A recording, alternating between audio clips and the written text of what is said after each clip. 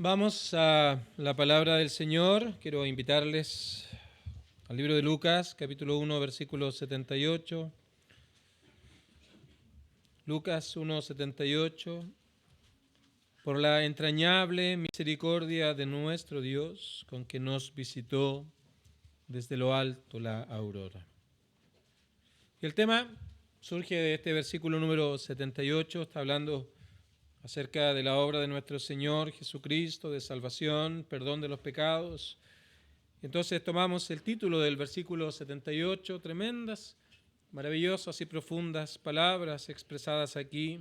Todo esto es por la entrañable misericordia de nuestro Dios. Contexto muy breve, tenemos aquí las palabras de Zacarías. Había nacido Juan el Bautista, de hecho si vamos al versículo 57, cuando a Elizabeth se le cumplió el tiempo de su alumbramiento, dio a luz un hijo. Así que este hijo precisamente era Juan el Bautista, quien iba a ser el precursor del Mesías, iba a venir a anunciar el Mesías que iba a venir, versículo 76, va a ser llamado profeta del Altísimo, y la misión que él tenía era ir delante de la presencia del Señor para preparar sus caminos.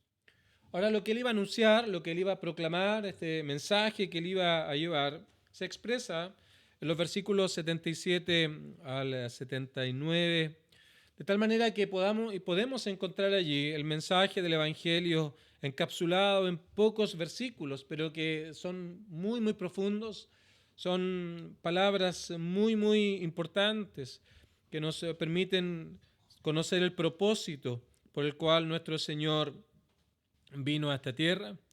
De hecho, Lucas más adelante y los otros evangelios de manera paralela lo presentan. Él vino a salvar y a buscar lo que se había perdido. Él había venido a llamar a pecadores al arrepentimiento. Ese es el gran propósito al cual nuestro Señor vino a esta tierra. Así que lo que iba a hacer Juan era precisamente llamar a los hombres, anunciar y proclamar lo que este Salvador iba a hacer, y se expresa en el versículo número 77, en primer lugar, para dar conocimiento de salvación y de perdón de pecados por medio de Cristo, pero también la causa de esta salvación, la causa de este perdón, que está en el versículo 78, la entrañable misericordia. De lo más profundo, de las entrañas, es esta misericordia de nuestro Dios en favor de pecadores. Así que ese va a ser nuestro tema, tan solo 2 puntos que vamos a ir también mostrando algunos detalles para poder comprender todo lo que nuestro Señor Jesucristo ha venido a hacer, el Evangelio, el mensaje de salvación mostrado de manera tan gloriosa y este amor tan sublime de nuestro Dios en favor de pecadores. Así que lo primero que quiero mencionar es el versículo 77. Eso era brevemente el contexto para ver lo que estaba ocurriendo allí, esta profecía, esta adoración que hace Zacarías. Y llegamos entonces a nuestro primer punto, verso 77, para dar conocimiento de salvación a su pueblo. Esto nos muestra lo que el Señor Jesucristo iba a venir a hacer a esta tierra. Por cierto, vino a dar un ejemplo de vida, por cierto, vino a manifestar cosas maravillosas desde el punto de vista de cómo relacionarnos unos con otros, pero obviamente aquello es algo secundario a la luz de la gran obra que Jesucristo vino a hacer hace aproximadamente 2000 años atrás. El Señor vino a revelar el plan divino para redimir, para salvar a pecadores, para mostrar el único camino por el cual el hombre puede ser reconciliado con Dios. Todo aquello fue anunciado en el Antiguo Testamento por medio de sombras, por medio de tipos, por medio de ilustraciones, todo lo que el Señor iba a hacer, todo lo que Él iba a hacer precisamente también. No solamente lo que iba a hacer, sino lo que iba a hacer, dar vista a los ciegos, dar voz a los mudos, hacer oír a los sordos. Iba a hacer un montón de cosas que tenían que ver con la obra que el Mesías iba a cumplir. Pero por sobre todo aquello, Él iba a venir a trazar el camino, el único camino por el cual el hombre podría hallar perdón de los pecados, hallar reconciliación con Dios. Así que vino a dar salvación y Juan el Bautista iba a dar conocimiento, a dar a conocer precisamente lo que el Señor Jesucristo vino a hacer. Ahora, ¿cómo logramos ese conocimiento de la salvación? Esta es una importante pregunta. ¿Cómo logramos ese conocimiento acerca de la salvación que nuestro Señor vino a hacer? Y hay 2 tipos de llamados en la palabra del Señor. Hay un llamado que se conoce como el llamado externo, como el llamado general, que tiene que ver con la predicación del Evangelio, lo que hoy día tú estás viendo, por ejemplo. Aquí estoy anunciando el Evangelio, proclamando las verdades de la palabra del Señor, entregando los argumentos del Evangelio. Y eso es lo que Juan el Bautista también iba a hacer. Iba a hablar acerca de lo que Cristo iba a hacer en favor de aquellos que le reconocen como el único Salvador. Así que es la predicación de un mensaje. Es un mensaje de salvación, es un mensaje de buenas nuevas, que es por la gracia de Dios mediante la fe en Cristo. Así que este llamado general es una invitación en general. Se expresa, se comunica, se anuncia el mensaje del Evangelio, así que tienen la posibilidad de oírlo, de escucharlo, de atender ciertos razonamientos que son entregados, porque se nos permite conocer el único camino para estar en comunión con Dios. Ese es el llamado general, ese es el llamado externo del Evangelio que se hace por medio de un predicador, por medio de algún amigo, por medio de alguien que se preocupa por nuestra alma, hablándonos acerca de lo que es el Evangelio. Pero hay un llamado que es un llamado interno, un llamado específico, que ya no solamente son las palabras del predicador, un conocimiento externo de los argumentos del Evangelio, sino que este llamado interno es un llamado que Dios hace en el corazón de los hombres. Es la obra salvadora de Dios en el corazón, como lo expresa Pablo en el libro de Romanos, capítulo número 1. El Evangelio es poder de Dios para salvación, no solo al judío, sino también al griego. Así que nos preguntamos, ¿cómo es que funciona este llamado interno? ¿Cómo es que Dios da a conocer la salvación de una manera que nos guía, nos lleva a la salvación? ¿Cómo Él obra en el corazón de las personas? En primer lugar, lo que Dios hace es darnos entendimiento acerca de quién es Dios. Juan en el capítulo 17 lo expresa. Esta es la vida eterna. Y en primer lugar es que conozcan a Dios como el único Dios verdadero. Así que Dios comienza a mostrarnos quién es Dios. Acerca de su santidad, acerca de su pureza, acerca de sus perfecciones, acerca de sus leyes tiernas y amorosas. ¿Cómo es que conocemos la santidad de Dios? Hoy día en nuestro país se está viviendo procesos constitucionales y las personas quieren definir una manera de hacer Estado, una manera que identifique a la nación, y aquello se va a identificar por medio de sus leyes. Si dicen ser un tipo de Estado, un tipo de gobierno, obviamente eso se tiene que reflejar en las leyes. De tal manera que las leyes entonces nos muestran el carácter de una sociedad, de una nación. De esa misma manera, nosotros por medio de las leyes de Dios podemos conocer a Dios, sus estándares, sus normas, su carácter. Así que entonces lo primero que nos hace, este llamado interno que Dios hace en el corazón, es mostrarnos quién es Él. Quita nuestra aversión a Él, quita esos pensamientos en contra de Dios, esa indiferencia, esa ignorancia, ese deseo de no considerar a Dios en ninguno de nuestros caminos. Y eso es lo primero que hace Dios, obrando en el corazón, nos muestra a Dios, porque el que se acerca a Dios debe creer que Él existe. En segundo lugar, trae entendimiento de nuestra propia realidad, porque es a la luz de la santidad de Dios que nosotros podemos conocer quiénes somos delante de Dios. Así que trae entendimiento acerca de nuestro pecado, trae entendimiento acerca de nuestras inclinaciones del corazón a hacer lo que es en contra de las leyes santas de Dios. Vamos a los 10 mandamientos, ese resumen de los estándares de Dios. Tal vez tomamos alguno de ellos y analizamos nuestra vida a la luz de esto y nos damos cuenta de que hemos fallado. Y a la luz entonces de lo que la palabra del Señor dice, viene a nosotros el entendimiento de las consecuencias de nuestro pecado. La paga del pecado es la muerte. Estamos destituidos de la gloria de Dios, no podemos alcanzar la gloria de Dios. Así que ahí vemos una tercera cosa que Dios nos muestra en el corazón, nuestra incapacidad para nosotros poder merecer el favor de Dios.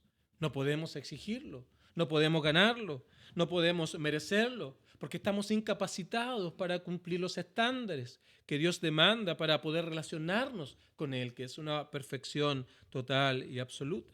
Así que nos muestra a Dios, ya no de una manera intelectual, sino de una manera realmente en el corazón, muestra nuestra realidad.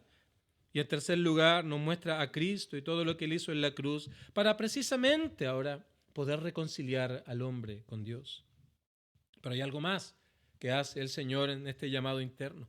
Aplica todas estas verdades a nuestro corazón.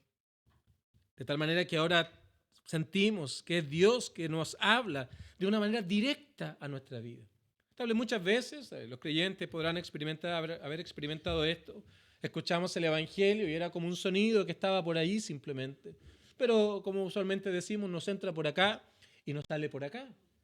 Pero ahora cuando Dios, por medio de su Espíritu, aplica esto en nosotros, estas verdades en nuestro corazón, es que como Dios nos habla de una manera directa a nuestra vida, como una flecha que viene directo a nuestro corazón y la atraviesa y penetra esta capa de dureza, de frialdad, de actitudes indiferentes a Dios, de estar siempre a la defensiva con los asuntos espirituales.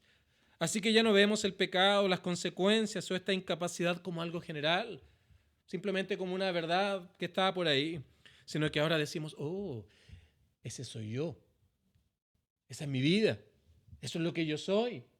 Vemos nuestra condición delante de Dios, nuestra incapacidad de poder merecernos el favor de Dios. Vemos las consecuencias de nuestro pecado. Sentimos las cargas precisamente de todo lo que significa nuestra vida en contra de Dios y reconocemos que esa es nuestra realidad. Ahora, Juan el Bautista iba a tener la misión de llevar el mensaje del Evangelio a muchas personas, pero es Dios el que obra. De hecho, Juan iba a tener que predicarle a una nación que pensaba que podía alcanzar una aceptación de Dios basado en primer lugar en asuntos étnicos, porque eran judíos. Era la nación con la cual Dios trabajó en el Antiguo Testamento. Así que ellos se jactaban de ser hijos de Abraham y por ese solo hecho merecían la aceptación delante de Dios.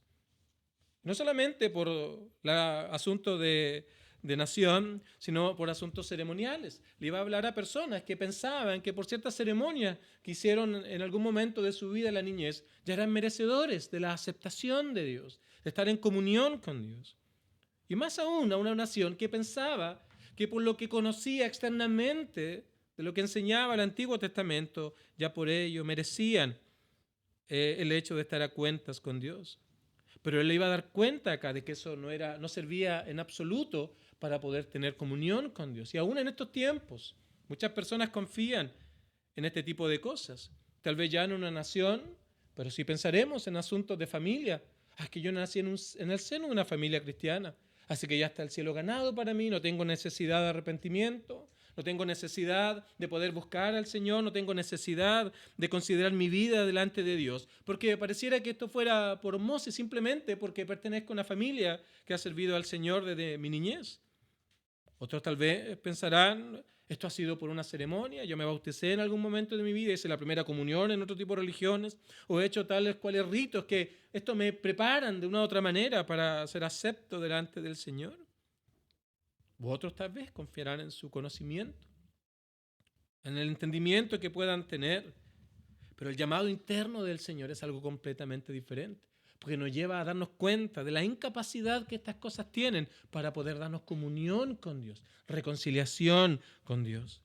Así que tenemos aquí que Juan el Bautista había sido llamado para poder preparar el camino del Señor y llamar a los hombres a que puedan tener un conocimiento verdadero acerca de cómo el hombre puede ser salvo. No son las ceremonias, no son asuntos de herencia familiar, no son asuntos de carácter de mero entendimiento, sino que es la obra de Dios en el corazón que quita nuestra aversión a Dios. Nos lleva a ver nuestra realidad delante de Dios, de nuestros pecados. Nos muestra a Cristo y todo lo que Él hizo allí en la cruz del Calvario.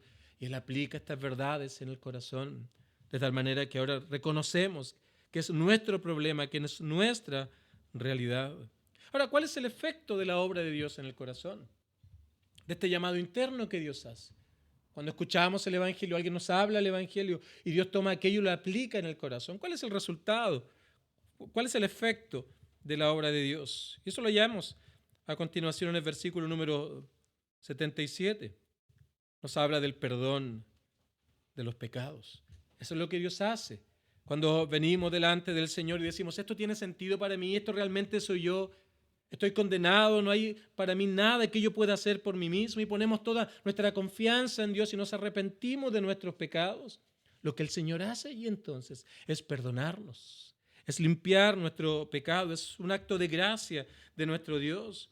Cuando somos perdonados, Él remite la culpa, elimina la pena. ¿De qué manera? Anula la sentencia que está sobre el hombre que está condenado por sus pecados. Anula esa sentencia y todo es por medio de la muerte de Cristo en favor de ellos.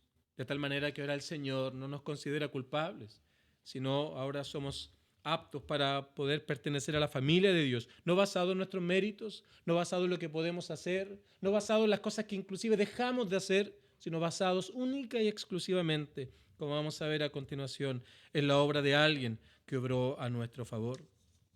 Así que nos perdona en primer lugar, remite la culpa, remite la pena, anula la sentencia que está en contra de todo aquel que comete pecado, pero añade algo más, dice el versículo 79, trae luz, trae entendimiento a aquellos que habitan en tinieblas y en sombra de muerte. Ahora ya no hay tinieblas, no hay ignorancia, no anda tientas en esta vida sin ningún propósito, como enseñan los ateos, no hay ningún propósito en esta vida, no hay un mañana, así que da lo mismo lo que hagas con tu vida, pero ahora el Señor ilumina nuestro corazón, nos muestra realmente que hay un propósito por el cual fuimos creados. Tenemos acceso al cielo y contemplamos ese camino al cielo por la fe. Hay una luz en nuestra conciencia que brilla, que nos muestra realmente lo que agrada a Dios y lo que le desagrada. Comienza a haber deleite en la verdad de Dios. Y termina el versículo 79 diciendo que nos encamina en los caminos de paz, encamina nuestros pies por camino de paz. Así que el Señor ahora es nuestro pastor. Él nos guía, nos lleva a buenos pastos, a quietas aguas, nos conduce a fuentes de gran y hermosa bendición para refrescar nuestra alma. Esos son los efectos que trae la salvación, el efecto de la obra de Dios en el corazón. Ya no hay culpa, ya no hay condenación a aquellos que están en Cristo Jesús, porque ellos han sido perdonados, ellos han sido libertados del pecado, libertados del dominio de Satanás. ¿Por qué? Porque Dios ha mostrado salvación a ellos, su gracia ha sido extendida en favor de pecadores.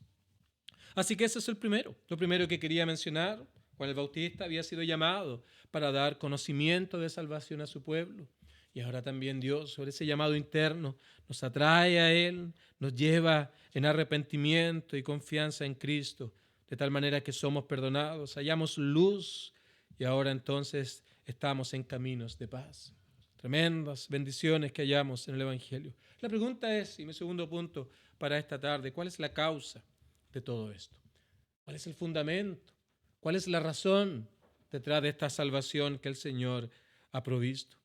El fundamento, el cimiento de esta salvación, de este perdón, de esta luz que Él da, de este camino de paz por el cual nos guía, no es otro, sino, versículo 78, la entrañable misericordia de nuestro Dios.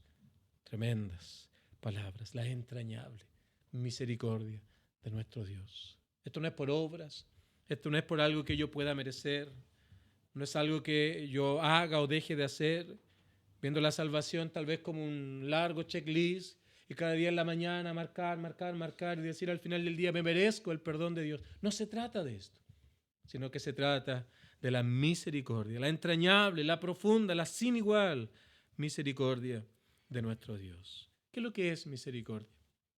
¿Cómo entendemos misericordia? ¿Cuál es el lenguaje que se nos está presentando aquí? Este es el lenguaje de la salvación por la gracia de Dios, por la misericordia de nuestro Dios. Misericordia, básicamente, en términos muy simples, es que Dios no nos da lo que merecemos por nuestra desobediencia, que merecemos por nuestro pecado, que merecemos por nuestra maldad, condenación, estar lejos de Dios para siempre, estar expuesto a una horrible expectación de juicio, cuando partamos del escenario de esta tierra, tener que enfrentar aquella terrible realidad por haber rechazado el Evangelio. Pero Dios, por misericordia, no nos da aquello que merecemos, sino que Él nos provee perdón de pecados, nos provee una luz, nos provee un camino de paz para andar por ellos. Pero todo esto es por su entrañable misericordia. Nada que tú puedas lograr, nada que tú puedas alcanzar basado en tus méritos, sino es una obra de Dios en el corazón, por su entrañable misericordia, que no nos da lo que merecemos. Pero el Evangelio es un mensaje de salvación por gracia. Y ahora la gracia es que Dios nos da lo que no merecemos. Misericordia, no darnos lo que merecemos, condenación, pero gracia es darnos lo que no merecemos. ¿Qué es eso que no merecemos? Salvación, una nueva vida, una nueva mente, un nuevo corazón, un nuevo propósito en nuestra vida, una nueva realidad de esperanza, de vida eterna, cielo para nosotros. Entonces son cosas que no merecemos por esa vida que llevábamos en contra de Dios. Pero eso gracia, queridos amigos. Ninguna obra que podamos hacer, ningún esfuerzo, ningún conjunto de reglas que debamos seguir de manera estricta. Todo esto es una obra de misericordia, es una obra de gracia de nuestro Dios. ¿Y cómo se ha dado a conocer esta tierna misericordia de nuestro Dios? Lo expresa al final del verso 78. Dice esta misericordia con que nos visitó desde lo alto la aurora. Nos visitó desde lo alto la aurora. Esa es la base de la salvación. Es Cristo, nuestro Salvador. Si me acompaña el libro de Apocalipsis, al último libro de la Biblia, para que veamos quién es esta aurora que viene de lo alto, capítulo 22, el último capítulo, y uno de los últimos versículos de la Biblia, en particular el verso número 16. El Señor estaba hablando aquí: yo, Jesús, he enviado mi ángel para daros testimonio de estas cosas en las iglesias. Y Él dice: yo soy la raíz y el linaje de David, la estrella resplandeciente de la mañana. Así que esa misericordia de Dios, esa bondad de Dios, esa gracia de Dios se muestra a través de Cristo y todo lo que Él hizo en favor de pecadores. Gálatas 4:4 dice: cuando llegó el tiempo, cuando había sido el tiempo establecido para revelar ese plan de redención que de la eternidad pasada Dios había provisto, entonces Cristo vino, vivió una vida de obediencia perfecta a las normas de Dios, una vida que no podemos vivir, y fue a la cruz del Calvario para llevar las consecuencias de nuestro pecado, las consecuencias de nuestra maldad, las consecuencias de nuestra desobediencia. Y Pablo hace eco de estas palabras en el libro de Romanos, cuando él dice: mas Dios muestra su amor, su bondad, su misericordia, su gracia para nosotros, en que siendo aún pecadores, estando lejos de Dios, viviendo para nosotros mismos en indiferencia, en rechazo a Dios, Él muestra su amor, en que estando en esta terrible realidad, Cristo murió por nosotros. La aurora de lo alto, el Salvador del mundo, vino a esta tierra, se humanó y vino a vivir entre nosotros, de tal manera que ahora el hombre podía hallar comunión con Dios. Vino a cumplir este propósito de salvar y buscar lo que se había perdido. A quienes estaban en tinieblas, trajo luz. A quienes estaban en oscuridad, trajo claridad. Tinieblas es un aspecto mental, en primer lugar, estar en ignorancia con respecto a cómo podemos ser salvos, con respecto a Dios, con respecto a su evangelio, con respecto a todo lo que Cristo hizo. Pero las tinieblas también describen un aspecto moral, no solamente un aspecto mental, sino un aspecto moral que se refleja en esa vida de pecado que llevamos en contra de Dios. A aquellos entonces el Señor vino para traer luz. Él dijo: yo soy la luz del mundo, en Juan 8.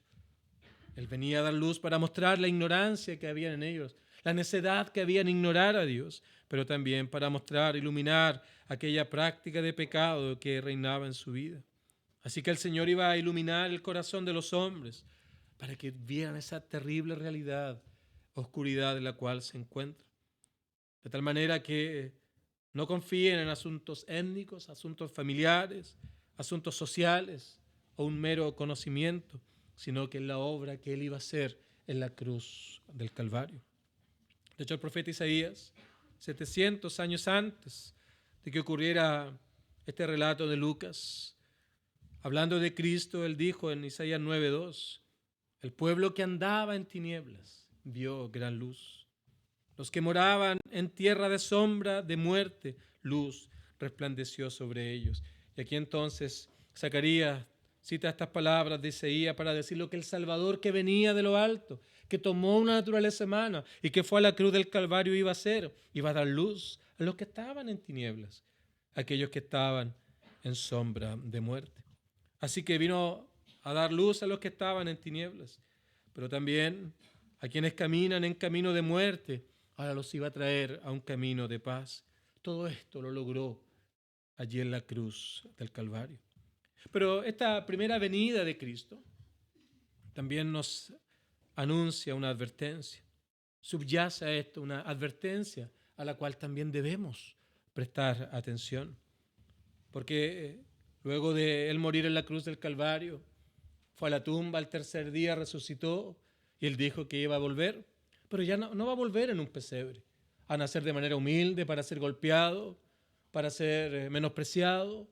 Él no va a venir una vez más a esta tierra para ser rechazado por los hombres, sino más bien Él va a venir a juzgar a vivos y a muertos. Él va a venir en gloria y majestad. Cuando el Hijo de Dios entonces ahora debe venir, va a establecer su trono y toda persona, de toda tribu, de toda nación, de toda lengua, de toda la historia, van a tener que venir delante de Él para dar cuentas delante de Dios. La primera venida fue una venida de misericordia, por la entrañable misericordia de nuestro Dios. Pero la advertencia surge a partir de esto. Cuando el Señor venga una vez más, ya no va a ser una venida de misericordia, sino que ahora tan solo quedará escuchar el veredicto. Si tienes a Cristo, si has venido delante de Él, si has confiado en el Evangelio, te has arrepentido de tus pecados y confiado en Él como el único medio para ser salvo, si has conocido de manera real y verdadera la salvación que Él da, has experimentado el perdón de los pecados, has experimentado la luz que Él trae a los pecadores y has seguido el camino de paz que Él ha trazado. Si tienes a Cristo, hay vida eterna para ti. Hay acceso a la patria que Él fue a preparar para todos aquellos que han muerto en Cristo. Pero si no tienes a Cristo, si has rechazado el Evangelio, si has hecho caso omiso al llamado externo del Evangelio, que una y otra vez tal vez has oído, has escuchado por boca del predicador, o tal vez por alguna literatura, o algún amigo, algún familiar, te han hablado acerca de estas verdades.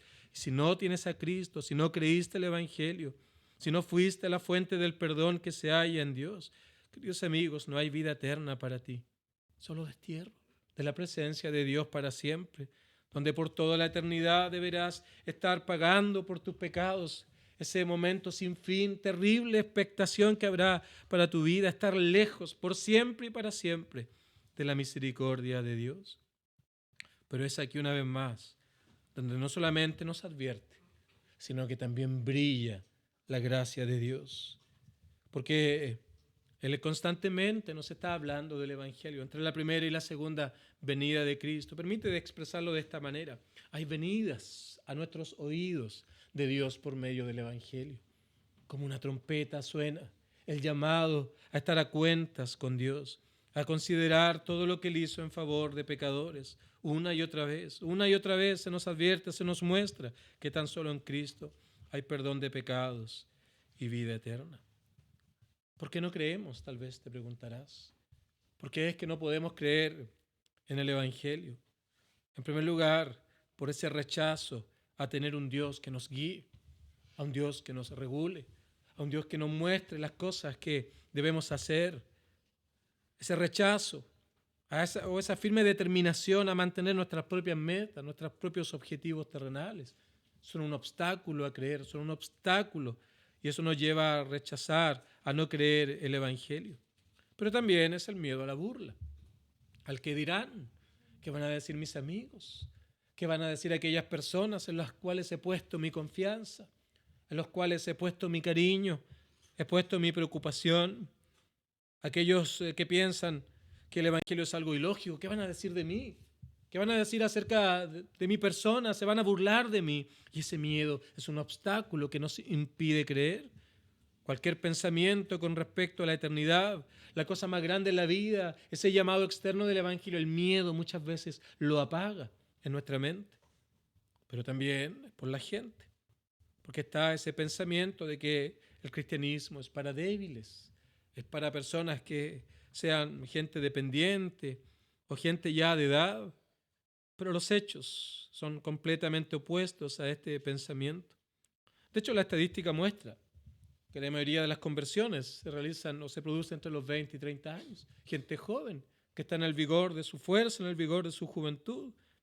Todo tipo de personas, intelectuales, ricos, pobres, reyes, generales. La palabra del Señor nos cuenta en qué creyeron el Evangelio.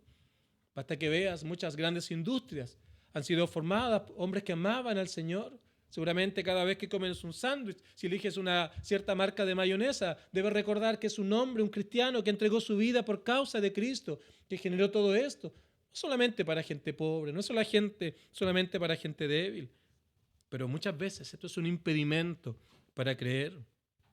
O simplemente pensamos en los asuntos que nos parecen algo de desventaja para nosotros, porque empezamos a pensar en lo que ganamos, en lo que perdemos, y decimos, no, yo no puedo dejar esto, yo debo de entregar todo esto que me agrada.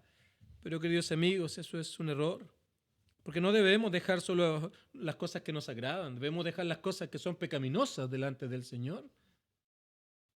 Así que aquellas cosas que están allí guardadas en nuestro corazón, debemos presentarlas delante del Señor en arrepentimiento y alejarnos de aquello.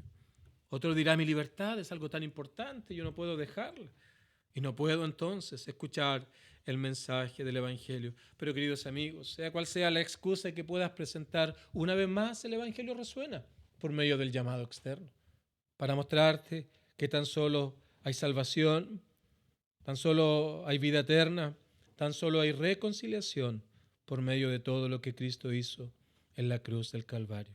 Y todo esto es una entrañable misericordia de nuestro Dios. Y quiero terminar con una pregunta. Si no vienes al Señor, si no crees en Él, ¿qué has de decir ese último gran día? ¿Qué has de decir cuando tengas que presentarte delante del Señor? Que rechazaste una y otra vez el llamado externo, los argumentos del Evangelio. Mira cómo el Señor en su gracia te hace escuchar estas verdades para que sepas y recuerdes que tan solo por medio de Cristo hay perdón de pecados. Él nos guía a la luz de las tinieblas, del reino de las tinieblas, nos trae al reino de la luz admirable, de esos caminos que conducen a la muerte, ahora nos trae a caminos de paz, a caminos de gozo, que hay esperanza, donde hay certeza de que aún al morir estaremos por siempre y para siempre con nuestro Señor. Termino leyendo entonces el versículo 77, para dar conocimiento, no solamente el llamado externo, sino principalmente conocimiento de salvación a su pueblo, puedan experimentar la manera de ser salvos, puedan experimentar el perdón de los pecados, puedan experimentar la conversión, esa transformación que Dios hace del corazón. Pero nunca olvides esto, no es nada que podamos ganar, no es nada que podamos obrar a nuestro favor. La salvación es tan solo por la entrañable, por la profunda misericordia, bondad y gracia de nuestro Dios, que se muestra por medio de Cristo cuando vino a esta tierra, tomando una naturaleza humana, viviendo en obediencia y yendo a la cruz del Calvario para poder pagar por nuestros pecados y poder ser reconciliados con Dios. Que el Señor nos ayude a todos.